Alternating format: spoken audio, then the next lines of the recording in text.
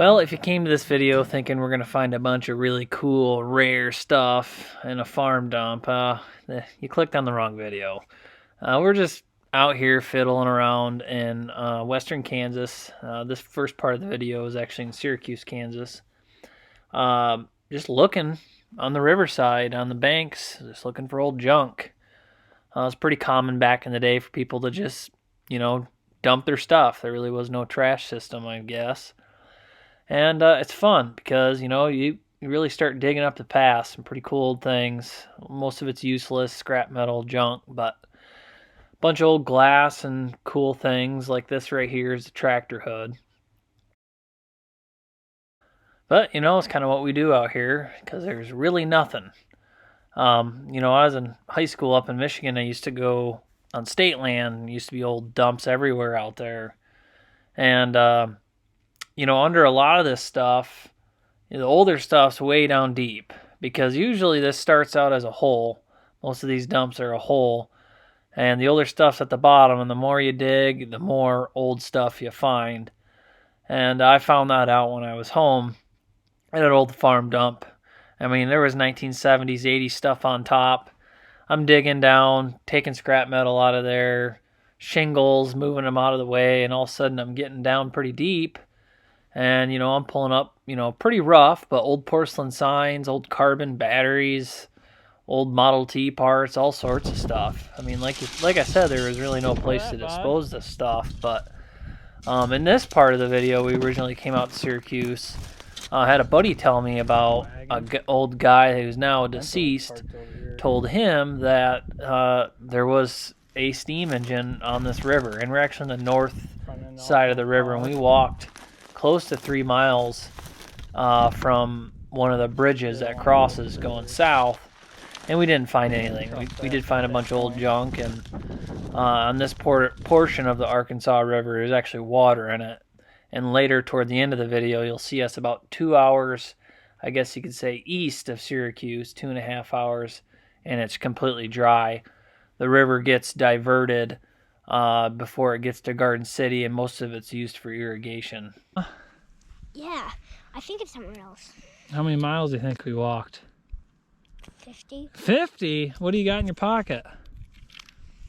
Show everybody. Oh, you got some old glass, huh? Why don't you show everybody? That's probably an old Coke bottle. Piece of porcelain. Look, your arms are all scratched up. We'll have to get some lotion on them. Right here. Oh. All right, let's get going. Yeah, we got a lot of walking to do. So this part of the video here, I came out to this little farm and asked the lady if she knew about an old bridge that crossed south of the river here, and just asked if we could go on her property and look. And unfortunately, she didn't own the property on the river, but right here's an old hay press, and it's really similar to mine. I mean, that vertical part where the arm's at, everything is the same, even some of the gearing. And this one looks a little bit heavier duty, so I'm kind of wondering, is this a later model of my hay press? No one's really been able to identify it. It's got an old case grease cup up there, and it might have had another flywheel or something on there, but oh, it's really nice. I might go back, see if she wants to sell it. I really don't need another one, but. And we're here still in Syracuse, and I call these tank traps. They look like tank traps. I'm pretty sure they're there for when the river flash floods. If it does, it'll stop debris from hitting the bridge. But if anybody knows the proper, name for these and their actual purpose, if I'm right, just drop a comment and let me know. I'm kind of curious about that. But they're all over in Kinsley, Kansas, where we were looking for that sunk train. If you've seen any of my previous videos, you'll see a couple of those in there. There must be a firework. Think so? Yeah, and then you want to bury that hole back up nice so we don't keep the land nice. What is this? Stay away from the edge.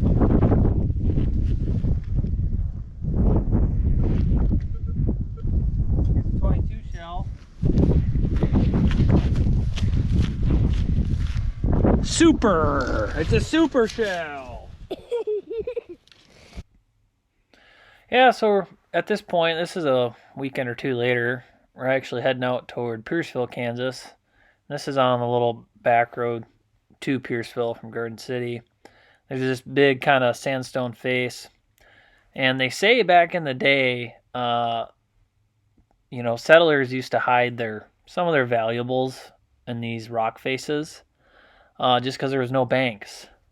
So it doesn't hurt. Ran my metal detector in there real quick.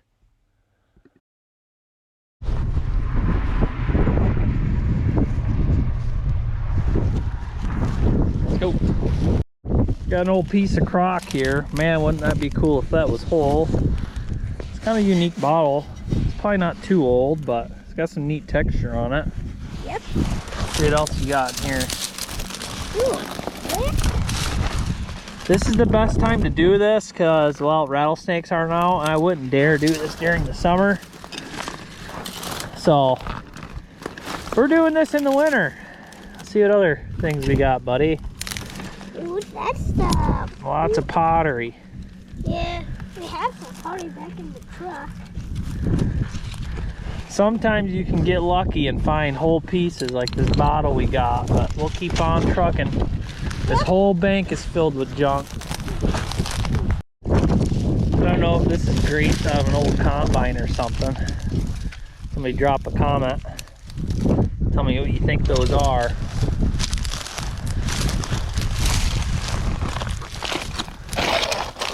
Old can or old bowl. Anything else up there, bud?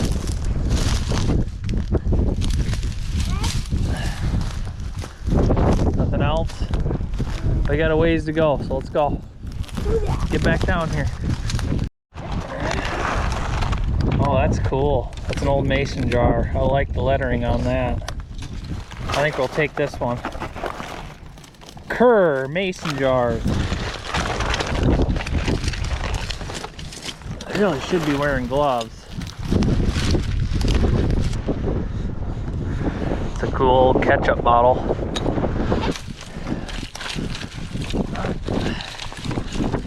This looks like parts of an old radio. Huh.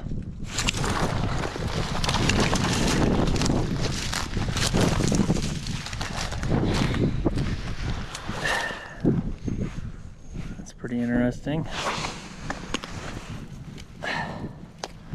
Old cans. Hey, bud, check this one out. Yeah, here. I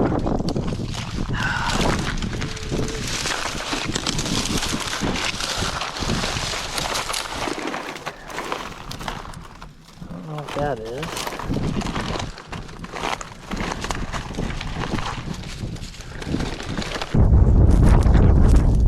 Now we got some old ag machinery here. This looks like this could be a Minneapolis Moline or something front rim. It's filled with concrete. You can tell kind of here by a spoke behind it.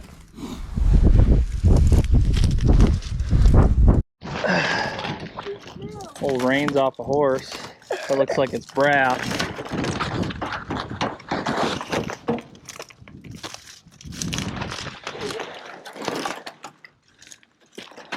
I don't know why I find this fun looking through old junk, but it is. Whatever toots your horn, I guess. There's an old lid off a oil can. SA 2020 weight.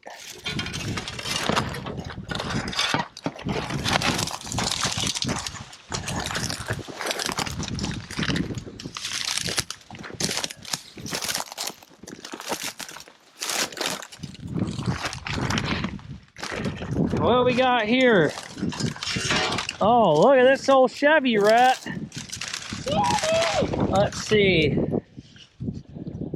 Chevrolet Division, General Motors, style number 521037. Trim, paint code, body by Fisher. Well, windshield wiper arm's still in good shape. Got some good trim on here. There's some useful parts off this. I don't know what make and model it is, or excuse me, what year it is. Obviously it's a Chevy.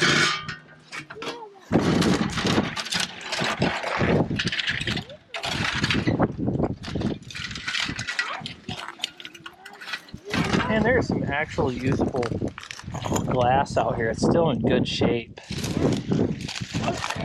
Yeah.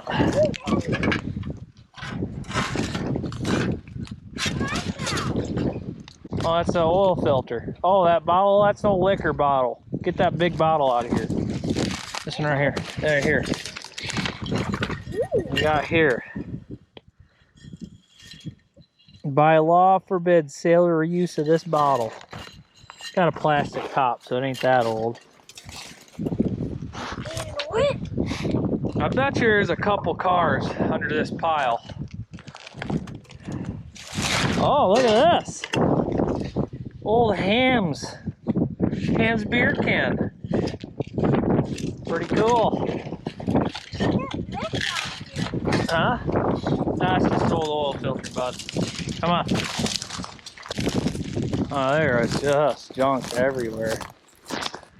Got an old car body in here. Don't know what it is.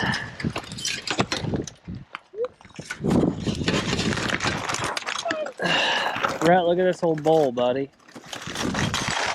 Old floral print on it.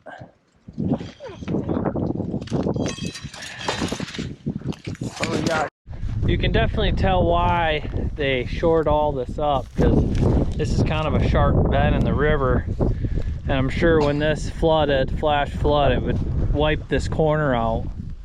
And there's a road right up here, so let's go to another spot. I've seen some more stuff. So that last part of the video, we were in Pierceville, Kansas. Now we're in Ingalls, and at this point, my boy is pretty tired, and the spot that I wanted to go to was a couple miles down the river. So I need to get my four-wheeler going so he can go find some more stuff, I guess. But anyways, what really intrigued me about Ingalls, the history here, is back in the late 1800s, early 1900s, a guy came in, last name of Soule, and paid farmers to dig an irrigation canal from Ingalls, Kansas, all the way to Kinsley. And he would pump water into the canal so farmers could irrigate. So you can still see the canal going through, you know, random fields. I mean, it was quite the feat. The whole project ended up going flop, but I guess there was a whole pump house, a steam engine ran this, and man, I would really love to find some more pieces of this. I'm going to try to get in contact with some people in Ingalls and see if they know the exact spot where this pump house was at. Well, I wanted to share some of our finds from, I guess, walking the rivers and looking at old farm dumps. I've come to realize you can't take it all with you, so we take a little something from everywhere we go. And then some of these things, we'll just go through them, check them out, and I'll tell you the story behind them. Some of these rocks, like this quartz, like that, we found these around western Kansas. There's a lot of abandoned open pit mines. They dig down pretty deep and get rock and gravel. They find mastodon teeth and all sorts of cool stuff down there, but we haven't found anything. But we find pretty cool rocks like this. Yeah, they're rocks, but they're unique. Obviously, walking through the woods, find sheds. And here's a curious one too. We found this here near Garden City. We're kind of metal detecting. Look how thick that glass is. I mean, that's got to be 3/4 of an inch. Makes you wonder if that melted or what that was. And then same thing here. We found this earlier in the video. You seen us down toward Pierceville, Kansas. I don't know, this is glass. Everybody knows what this possibly is. Drop a comment. Thought it was pretty unique. Glass like this. This is really old, you can tell, because if you can see in here, I know the lighting ain't the best, but there's a lot of bubbles and imperfections in the glass. So that tells me it's pretty old. And that's about a 1/2 inch thick, and it's slightly curved. So pretty cool. And like I said, we're kind of suckers for glass. A lot of this older purple, dark purple glass. The camera doesn't really bring it out very well. I think it's really cool. And some of the blues like this. And like this is definitely from an old Coke bottle. And then like this here is almost like a, what's that? I don't know, it's kind of tinged green to it. There's a name for it. And then obviously we come across old pottery. And my son likes to pick this stuff up, so we hang on to it. Put it in our rock garden or something. What else we got here? We got old license plates. I see an old license plate, I grab it. Here's a Kansas plate. You guys probably seen me find this in one of my earlier videos. When we were looking for that train in Kinsley, Kansas, and we're still going to go back there. So the weather has not been the greatest, and anyways, but this is a 1954 license plate, and the cool thing about these earlier license plates, they're the shape of Kansas. So that one's pretty rough, but good mantle hanger. I find them. I've given a lot of them away. Here's an old 82 plate. Not too bad a shape.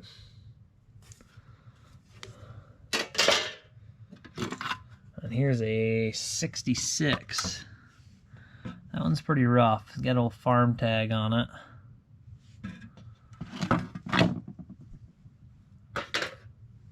Yeah, we got a... I haven't seen many Dr. Pepper bottles, so I picked this one up. This is probably 70s. Anybody knows, let me know. Pretty cool. You see Coke bottles, but not many Dr. Pepper.